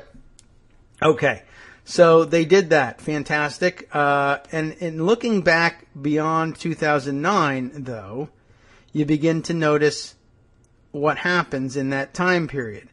Remember that David Fahrenthold told us that in 2009 and 2010, Donald Trump is raising money from the Evans Foundation to give money to the Palm Beach Foundation. Now we know that the Evans Foundation has an event annually in Palm Beach, so maybe they do want to give the police their money because we appreciate you guys. You're nice.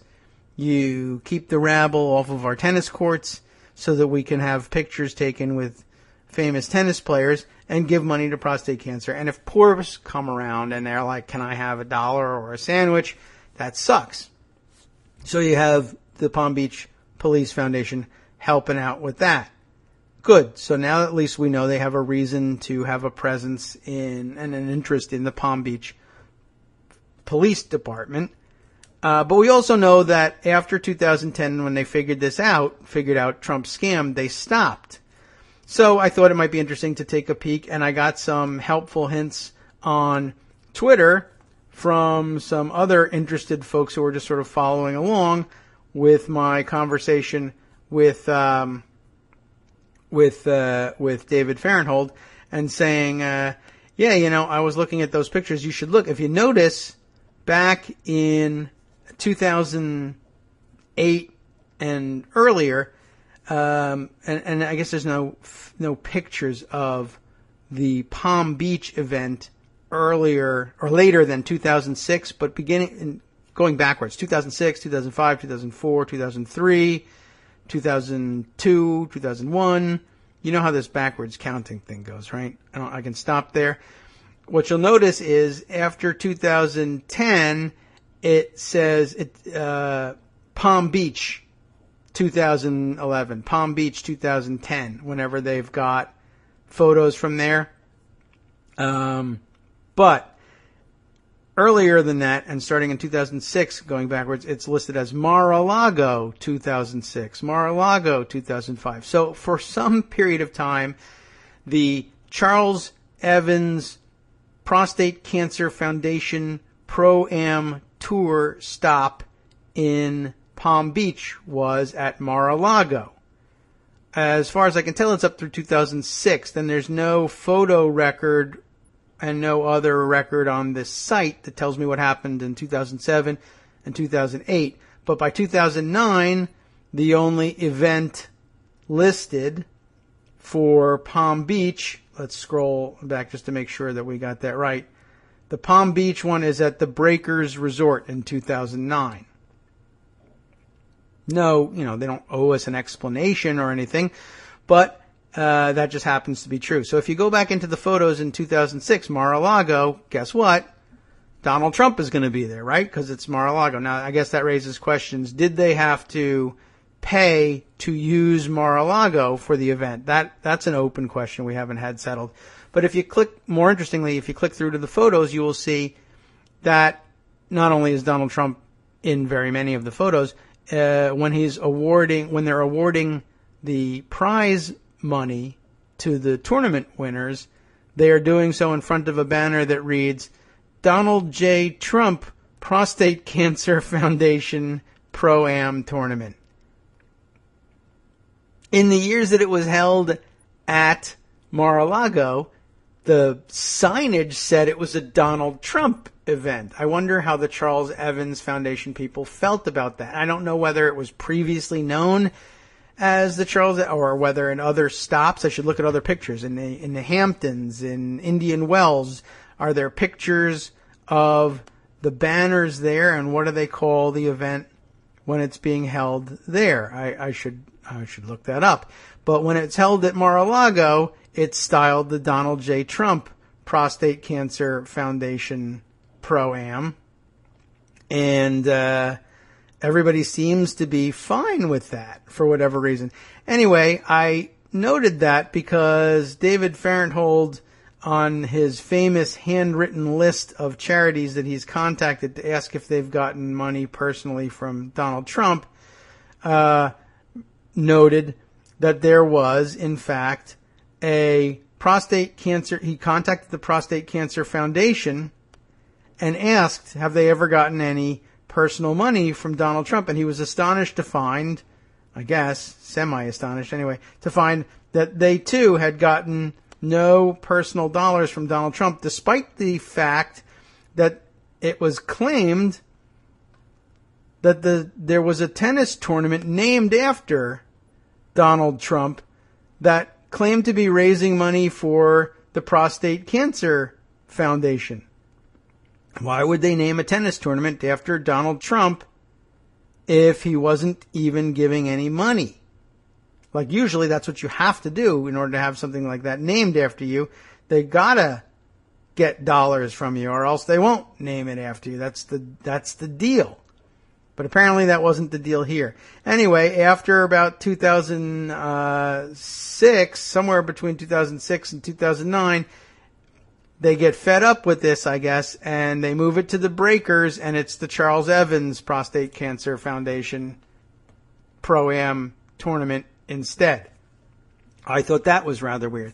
But that didn't explain everything all by itself either, I guess. But it did provide an additional example of just how cheap he really is with his own money. So what other questions arose? We also were discussing who are the people in your neighborhood at Palm Beach. You know, Palm Beach circles. The truly spectacularly wealthy, I think, is a relatively small circle, and they circulate and they go to one another's events, as I said earlier. And this is no exception. One of the regular attendees, in addition to Michael Milken, who was one of the founders of the charity, some of the regular attendees were recognizable too. And we took a look, actually. Remember that the beneficiary of the charity of the Charles Evans Foundation money that Donald absconded with and then handed over in exchange for the palm tree statue went to the Palm Beach Police Foundation. What is the foundation? Well, we took a quick look at that one, and we'll Google that one up too, just to be sure that we get all the names right. But they were pretty easy to find just by looking at Palm Beach Police Foundation, and I think they were palmbeachpolicefoundation.org. Nothing to hide there. One of the sections, of course, we'd be interested in would be the board of directors. What does the foundation do, by the way? One of the things that they do is support the families of police department personnel and police department employees when they have difficulty, death in the line of duty, certainly, or other injuries or illnesses in the families of, a dispatcher. You don't have to necessarily be an officer on the job, whatever it is. But they also give scholarships very often to the children of police department employees. And that's always helpful, and everyone loves that. That's a great cause, right? So anyway, who's on the board of directors and what does that tell us? And we ran down the list, and okay, your usual suspects, very rich people in Palm Beach. It's a great foundation the police department has there because they happen to have an extraordinarily wealthy community to draw assistance from, and that's great. But down towards the bottom, some of the names of the people that I saw listed in the photos at the Mar-a-Lago tennis events rang a bell, and in particular, this guy, Joel M. Pashko. Pashkow, I don't know how he actually pronounces it. Pashko, P-A-S-H-C-O-W, who is, no surprise, a billionaire of some extraction. I don't know. Joel M. Pashko is chairman of the executive committee of the board of trustees of Ramco Gershenson Properties Trust, which is something listed on the New York Stock Exchange, apparently.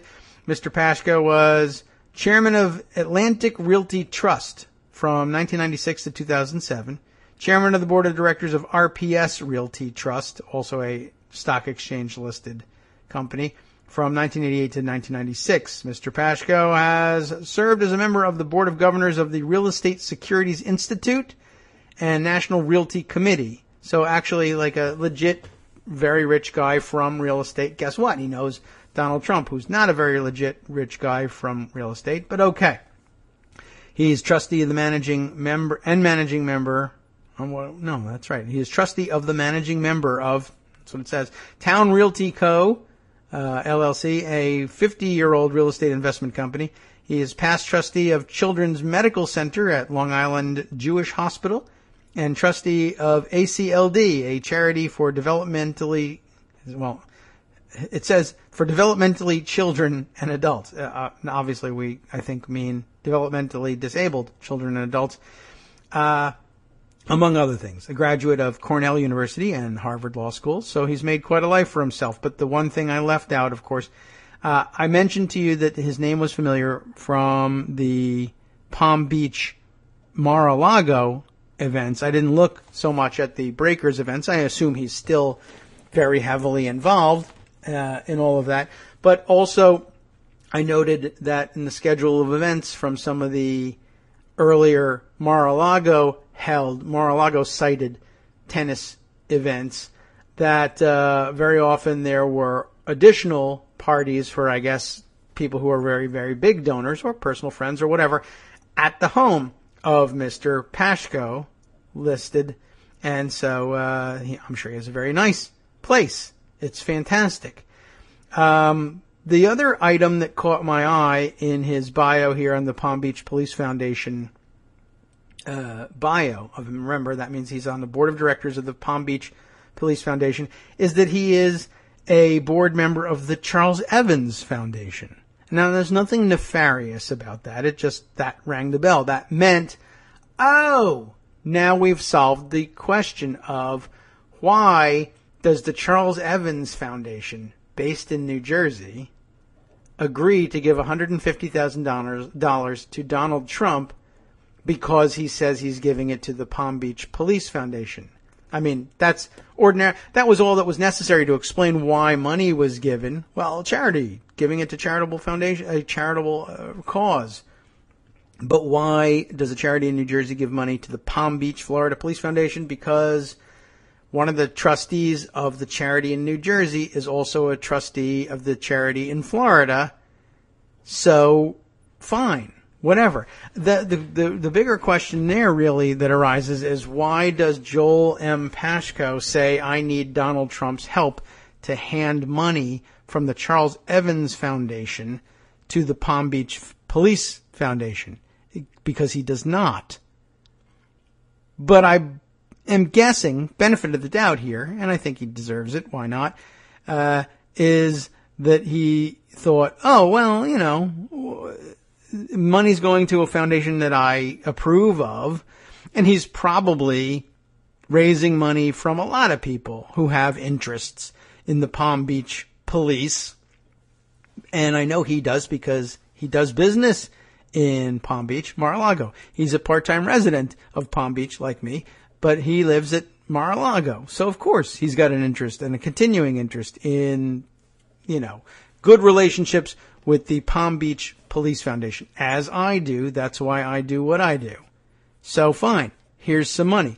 Then, when he found out, oh, you mean you're not even raising other money from other people with interests in Palm Beach? That's so easy.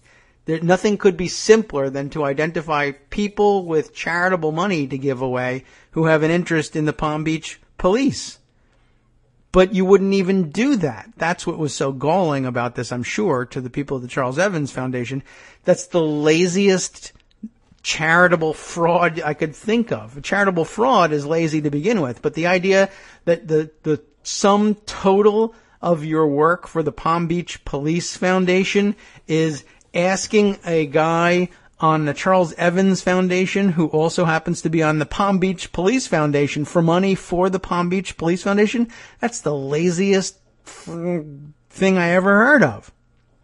So no wonder it pissed them off, and they quit giving money from the Charles Evans Foundation to the Donald J. Trump Foundation, because all he was doing with it was the laziest thing possible, giving it to not only to a charity that I could have given it to myself, but not even adding a dime of his own money to it. So forget that. And by the way, F you if you think we're going to have this stupid charity tennis event at Mar-a-Lago anymore. The Breakers is a nicer place anyway. Plus, they'll probably put people up for free. I wonder whether Mar-a-Lago was comping people for the tennis tournament or not. I doubt it, given the fact that Farenthold told us yesterday that, or we read it yesterday anyway, he told us over the weekend that Trump is charging the police foundation $250,000 to have their awards dinner there, to give them the award for giving them somebody else's $150,000. $100,000 goes to the coffers of Mar-a-Lago, which pays Donald Trump, but he gives nothing in return. He doesn't even give his own charity foundation money. He gives the Evans Foundation's money. Pretty amazing that he pulled that one off. And I guess they're probably good and pissed at him over there, but, you know, it's probably considered bad form to talk about it. And who knows? They're all crazy. They may, you know, rich people are nuts. They may all be voting for Donald, even after doing all of this, you know, after pulling these stunts. Anyway, I just thought it was rather amazing. And the things you learn in looking through all that. By the way, the Charles Evans Foundation, the reason I was looking for, well, who is this trustee? I learned also that the structure of the foundation, it's pretty closely held. I think there are 5 board members of the foundation. One is his widow. And by the way, I guess I also learned along the way, his widow, they were married for all of 2 years before Charles Evans died. She's a very interesting character in her own right, and Evans also a character in his own right as well, I guess I should say.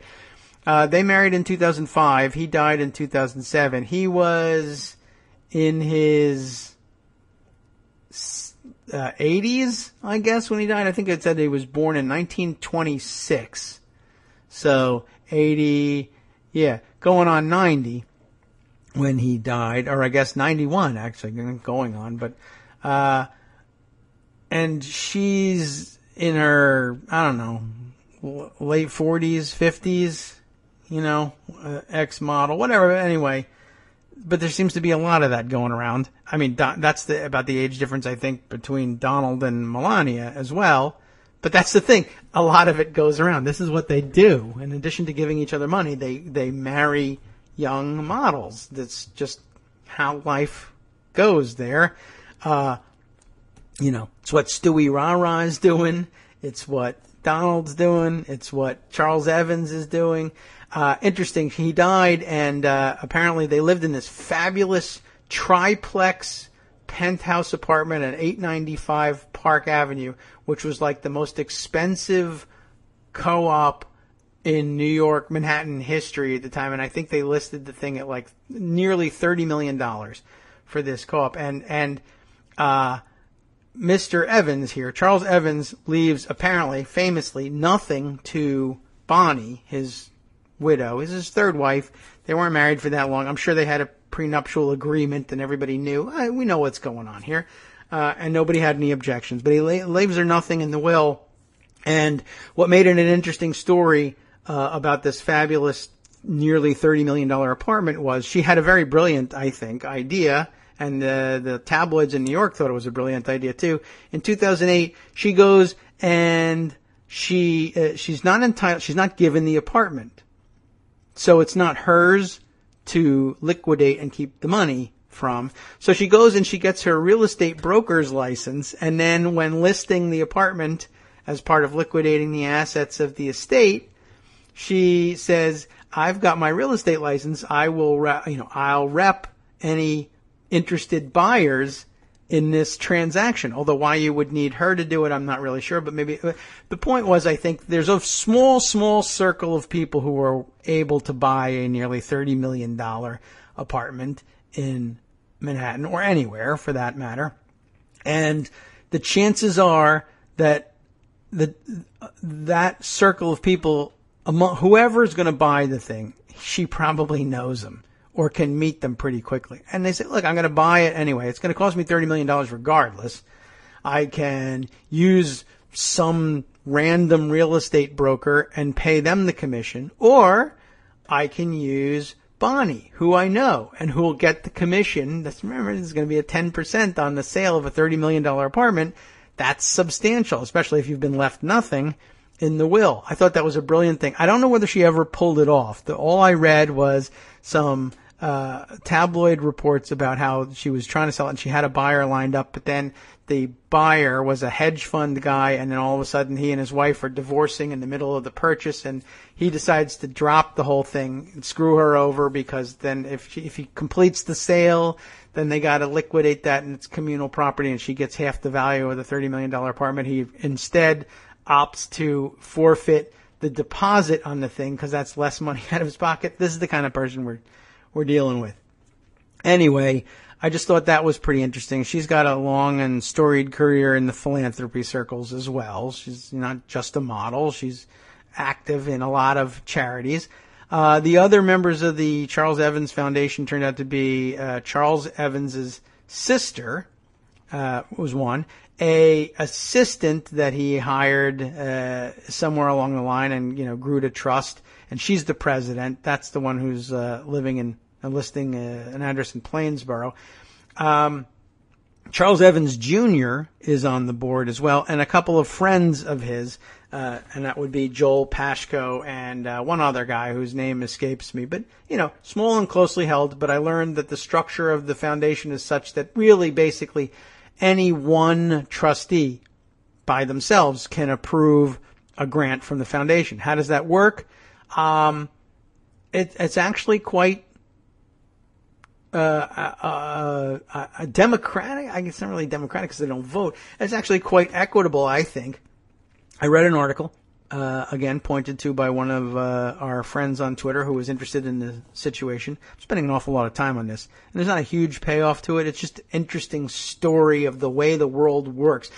This is the system rigging that the rest of us kind of see and that Donald Trump is hinting at, but, and he wears it as a badge of honor. I've rigged this system my whole life. That's why I can unrig it for you. And there's no chance in the world he's going to unrig it because this is how he pays for his lifestyle. It's how they all pay for their lifestyles. Nobody's giving any of this up. But I thought there was a very interesting structure for the Charles Evans Foundation. There are 6 trustees, I think they said, and in an interview with this president, who was the woman who was an assistant, the secretary of sorts, that sort of worked her way up to like executive assistant level for Mr. Evans, Charles Evans, and he handed over the foundation to her. He liked the way she ran it. Anyway, their deal is, they basically have a big pot of money. Everybody knows how much money they have in the bank. And the 6 of them, rather than having to fight all the time about should we approve this or should we approve that and should we make it, 4 votes to approve something, instead of struggling with these things, all the trustees basically get the opportunity to give away 1/6 of the money that's in the bank at any given time, and they keep track. So if one of the trustees says, I like this charity, and the rest of them say, I don't like that charity, or I never heard of that charity, it's up to you. You want to give them $100,000, fine, but that's $100,000 out of your 1/6 of the account, and we keep track of that stuff. If you hit 0, you're done. So, that makes it easy, right? So I think Joel Pashko is probably the one who said, yeah, $150,000 from the Charles Evans Foundation. It's going to the police foundation in Palm Beach. I know those guys. I'm on that board. I feel safe doing it.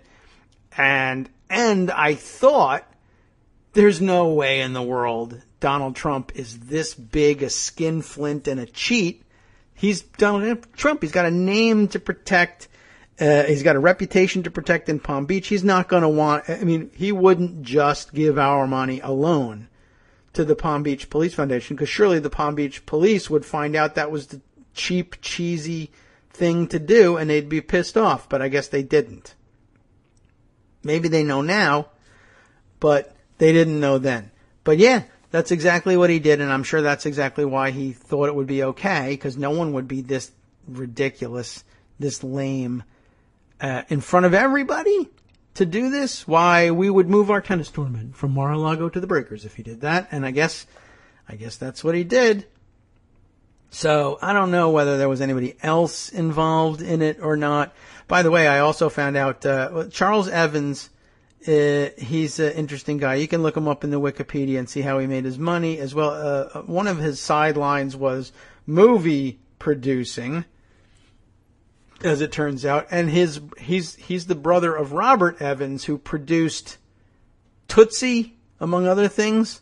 So they both have movie production credits. Charles Evans Jr. likewise has some movie production credits, apparently some controversial ones. Not that movies aren't controversial per se, but insider business. You can read about it yourself. Anyway, I thought also very interesting, just coincidental, his sister, Evans's sister, who's also on the board, is a woman by the name of, is it Ann Shure? S-H-U-R-E. Who is Michael Schure's mother. Michael Shure, a reporter who moves in progressive circles, and who's I've actually done some TV interviews with him as well. He's a great guy and thoroughly progressive, and I bet his mom probably is too. It's one of those weird things about how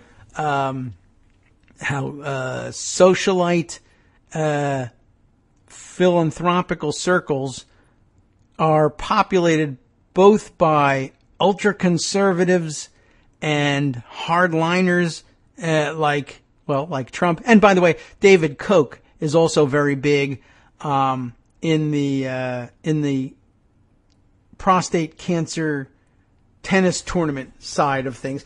And the black sheep of the Koch family, the one who's wealthy but not a huge, ultra hardline conservative ideologue, Bill William Koch, is, you'll never guess, he's on the board of directors of the Palm Beach Police Foundation.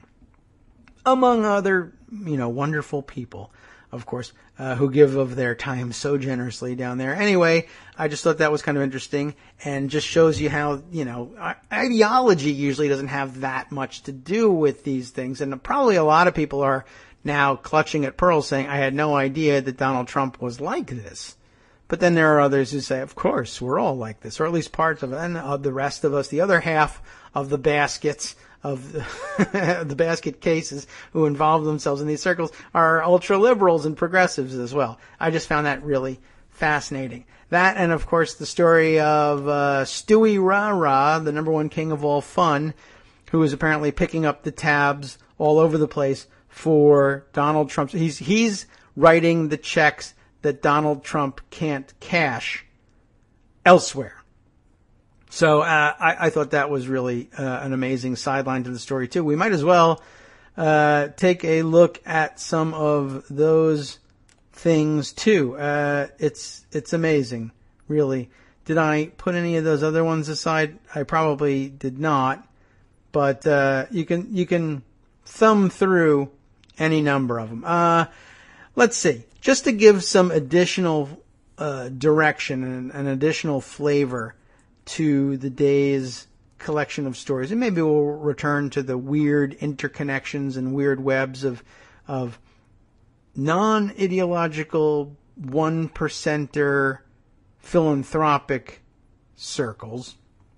But just for fun, let's continue with another overarching theme. My continuing insistence that the alt-right is one giant sex cult. You probably saw me retweeting yesterday. The best way to do this show would really be to just skim down my own Twitter feed and remind myself, what did I do in the afternoon after I got off the air yesterday? That's where all the action takes place, and why I don't trace that more rigorously, I'll never know. But anyway, I guess before closing out on the Palm Beach Foundation thing, I'll leave you with this to wonder about, and maybe you want to research some of this stuff too. Crowdsourcing this research is fun. David Farenthold was astounded to find out that the new name of the Donald J. Trump Foundation, Prostate Cancer Foundation tennis tournament was the Charles Evans tournament. That one struck him, caught him by surprise.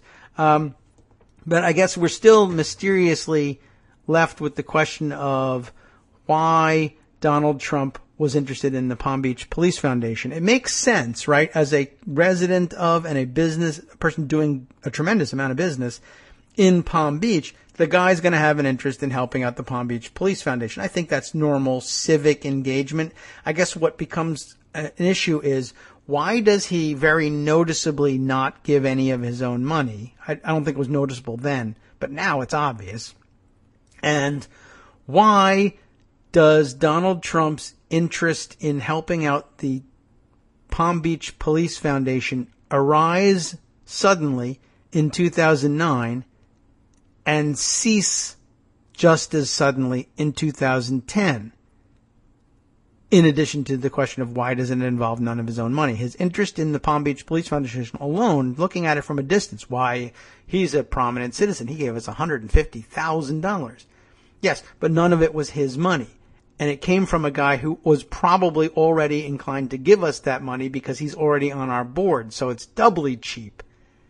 And why, what kind of businessman's civic engagement relationship is this? It lasts all of 2 years and then it's done. We haven't seen anything. Donald Trump hasn't. Why is it that as a businessman and part-time resident of Palm Beach, Donald Trump hasn't had any interest in helping the Palm Beach Police Foundation for 5 years? It actually makes me wonder, did something happen in 2008, 2009, where Donald Trump suddenly realizes, I really have to have, $150,000 worth have got to have the Palm Beach police think I'm a great guy. It always helps to have the local police think I'm a great guy, but it never mattered to me before, even though I've owned this Mar-a-Lago for 10, 15, 20 years, and it doesn't matter to me after either. What happened? Many people are asking, did something happen at Mar-a-Lago? Maybe that there was a service call to 911 and it was something that they needed to take care of, but they didn't want it in the newspapers, and that can be arranged. Well, we have this scholarship fund for the children of police officers here in Palm Beach. That would be very helpful. That would help us say, forget to file this paperwork about, I don't know, let's say, something like the dead body we had to remove from Mar-a-Lago, one of the exclusive rooms. I don't know. You make something up. It could be anything. Many people are saying it. I don't know. I'm just saying it has to be looked into. I don't know what happened. As I said yesterday, he's still a business owner in Palm Beach. He still lives there. But after the $150,000 he gave him that he stole from the Evans Foundation in 2010, he hasn't had much interest. Maybe you want to find out why that is. I have no idea. We'll leave it up to an investigative reporter instead. Anyway, I did say that we were going to shift gears, and I meant it when I said it. Anyway, but I haven't gotten around to it. One of the things I retweeted yesterday, somebody sent around a photo of Roger Stone, a famous picture I've seen of him before, a black and white portrait of him shirtless, posing down here as though he were a major stud. It doesn't appear to be the case, but also showing off his back tattoo, the face of Richard M. Nixon, former president of the United States, faced with impeachment, resigned in 1974. Perhaps you've heard of him. And it was our good Twitter friend Paladin Cornelia who tweeted this one around in the latest instance. Trump's dirty trickster, Roger Stone, the man with the a-hole on his back. That would be, of course, the picture of Richard Nixon. Deplorable guy, absolutely deplorable, and that's absolutely true. Remember, of course, the tattoo is of the face of the man who thought Roger Ailes was too disgusting to allow anywhere near the White House. So that brings me over to the items for the day from Pocket that I thought I'd bring up. That also reminded me, that photo, that, once again, remember, the alt-right. It's a giant sex cult. Roger Stone is actually a open and acknowledged swinger of some standing in his circles, and that has never really hampered his ability to work in politics, which is weird because, family values and all that stuff. But as you know, they ignore that when necessary. But interesting also, he's got the tattoo of Nixon on his face. He's an open and notorious swinger, and fine, whatever, you're into that. And family values, people are willing to put that aside because they don't know or they don't care. Whatever. He did work for the Nixon White House, and he wasn't too disgusting to work for the Nixon White House. Ailes, though, because swingers presumably have consent from people, and Ailes, who's really more on the rapist side of the scale, doesn't have consent and instead leverages his power over people to get the sex he wants. That's too disgusting. And that's a line I can respect, frankly. Not that I respect anything about the Nixon White House, but I could see how you could draw the line there. Sure, that guy likes to go have sex with people who like to go have sex. That's, that's not family values thing, but whatever. That's cool. Nothing criminal about that. This other guy, though, no, I don't think so. But so I've said it before, and I've read you the story, for instance, of the fabulous parties that took place in the so-called Breitbart Embassy, right? The house that the Egyptian guy just happens to own and happens to give through some arrangement, rental or otherwise, to Breitbart. And where Breitbart, I guess, spent most of his time when he was in D.C., and where now Steve Bannon claims to live and insinuates that he owns, even though he doesn't. So are we talking about living rent-free in some Egyptian politician's pad, multi-million-dollar mansion in Capitol Hill? Sure, why not? There's nothing weird about that, and there really isn't. There's a long tradition of it, and I put together a couple of screenshots over the weekend of what I'm talking about. And starting with this piece here, also in the Daily Beast, this one from Clive Irving, inside the old school tabloid brothel that gave birth to Rupert Murdoch, which of course gave birth to Fox News, which of course gave birth, in a way, ideologically speaking anyway, to Breitbart News, which of course gave birth to Steve Bannon, which of course, blah, blah, blah, Donald Trump, et cetera, and you see what I'm talking about here. Under the subheader, or the section header of history lesson here, Clive Irving writes about the lecherous, vindictive newspaper owner who showed a young Murdoch how to rewrite the rules of business. We're talking about Lord Beaverbrook, who ran the tabloids of Fleet Street back in the day in London, and who took in Rupert Murdoch from the colonies to teach him the ways of doing the tabloid news business. This goes back to the summer of 1953 when Murdoch was 22.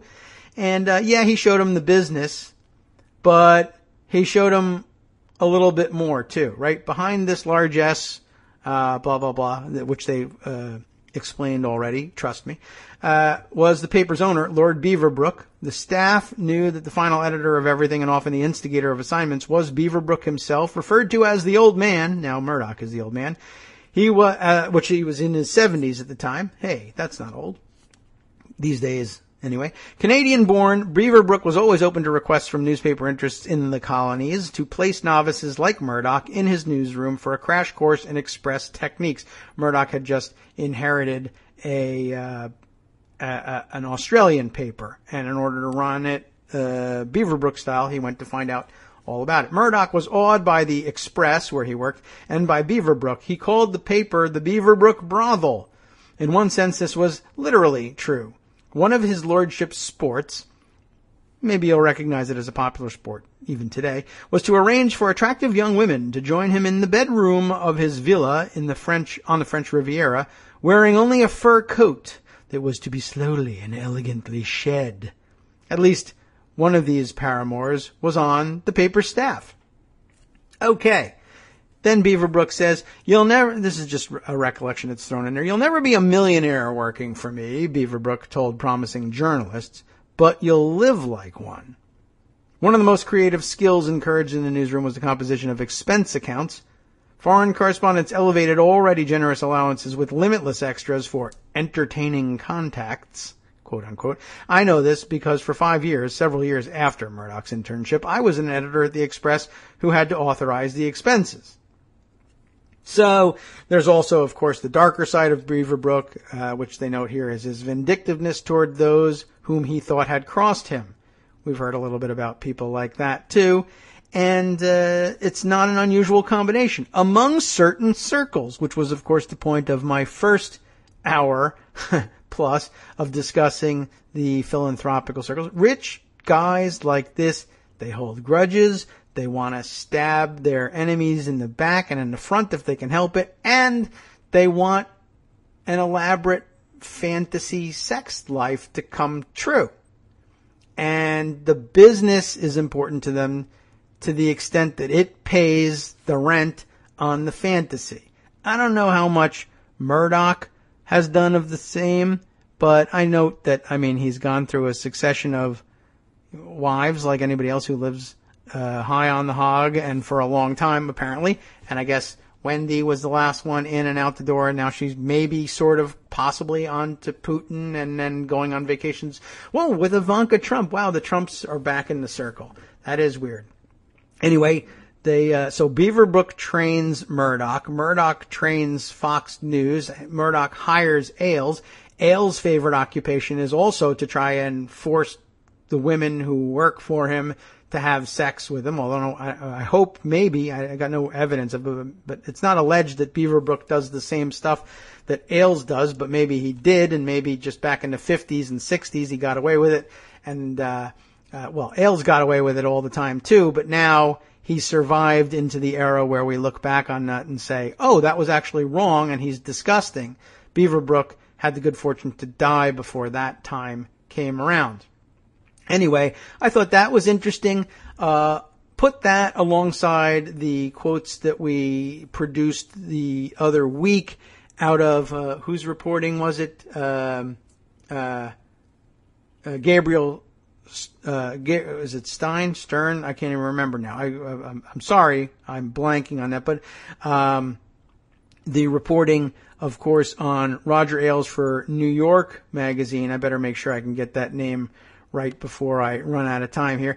But in particular, the sections where we learned that Roger Ailes was fond of saying in the 70s, if you want to make it in New York, is it Gabriel Sherman? Was that it? There we go. Gabriel Sherman. If you want to make it in the TV business in New York, you're going to have to F me and anybody else I tell you to, right? I mean, is that not like a direct hand-me-down sort of style, or maybe a mutated hand-me-down style from the Beaverbrook guy to Murdoch to Ailes? Though, what's missing here is, of course, the link where we find out that Murdoch taught Ailes to do this stuff. I don't know whether he did or didn't, but he certainly tolerated it. That's clear enough. And then, of course, moving on to the Breitbart mutation of the Fox News approach to both news and the mixing of the news business as a way of paying the rent on the sex ring fantasy cult thing. Recall, again, the reporting on the famous parties at the Breitbart Mansion and how it was like throbbing with sexual energy and how people were doing coke and having sex in the bathrooms, and this was fantastic. And for ultra-conservative people who were going to be out there campaigning, or at least leveraging the power of the family values thing to try to get the evangelicals in line to power their way through to their political agenda. I mean, this is extraordinarily powerful. Essentially, the alt-right, as it now stands, seems to me to be all about pulling in young, true-ish believers, if not already true believers, and exposing them to this fantasy world where, if you do what you're told, kid, we will reward your geeky ass with actual sex with people who would otherwise be out of reach for you. And that, as I said over the weekend, that's basically indistinguishable from magic to a lot of these kids. And the fact that you're able to hand me this life, I can live in this mansion, or at least work in this mansion, I can get paid to stab the people I hate in the back, and I'll be rewarded with unbelievable access to unbelievable sex. You got me. I'll do what needs to be. You ever wonder how these people sleep at night when they do this, that, or the other thing? What if your every whim, what if your every fantasy was being indulged with the money that you generated by doing this? I like to think that you'd find your way out of it, because here on this side of the spectrum, we respect ourselves. I don't think I have to rescue any of my listeners from a situation like this necessarily. I just found it fascinating, and I wonder whether this is like an unexplored aspect of what's going on the alt-right, because it seems to come up over and over again. Like news, which comes up every day. And of course, I ignore the real headlines of the day unless I'm talking to Greg, but you are lucky. You will be able to stay tuned for the after show and find out what else is happening in the world besides my dark conspiratorial fantasies about the Palm Beach charity circuit. How about this stuff? When the financial toll of social welfare is taken into account, the true cost of mass incarceration is 11 times higher than previously calculated. Ooh, and there's good, interesting stuff on Wells Fargo executives and the way they were cheating their customers. David Dayen has written on it, and they'll be covering it on the after From show. Daily Kos Radio on networksradio.com. You have been listening to the Kagro in the Morning Show with David Waldman. I'm so pleased, as I always am, with the after-show lineup, because that was actually top of the list. The last thing I added to my Pocket account, and of course never got to it because I was too preoccupied with Donald Trump and all this. Thank God they're going to get to that. That plus, of course, talking to Chris Reeves, which is always a treat. All of that coming up on the after show next with Wink and Justice.